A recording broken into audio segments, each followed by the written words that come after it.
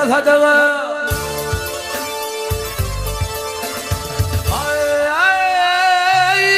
Yeterim sana sadağa. Sallanın beri dil verir. Uzunga hupulgurunun kumayının gayrı dil verir.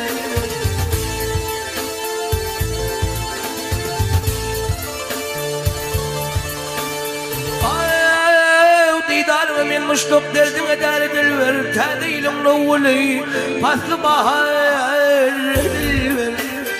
Filmir aşırı nuvul min haridar dil ver.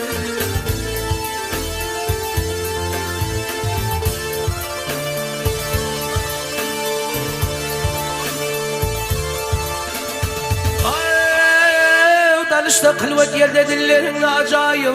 Demek tanı dökülün bellerin acayip.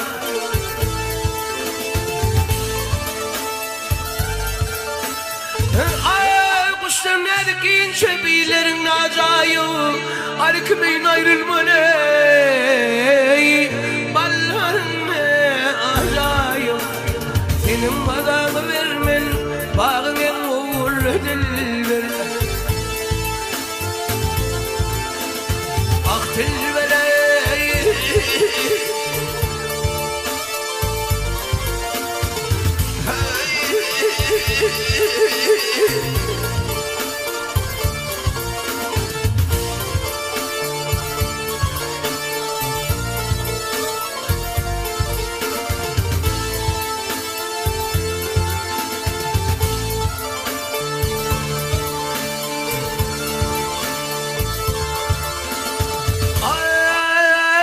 aşıkların adı toyun bilen bağlıdır.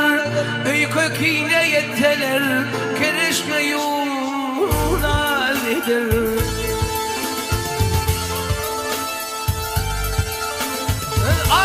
Birbirinin yüzünde ölüp gitse razıdır. Sesi gelse kulağıma bilbilin ovalıdır. Yüz övünmeyen yüz kişi çarpı tutar dilber.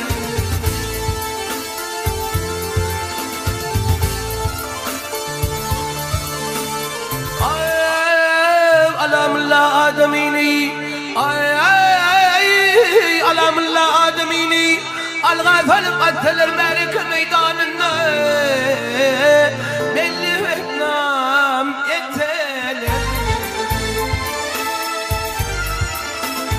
Al gelişmeyin benim kılıp uyan bir iseler, mehtacin beyvan manfur değil atarlar.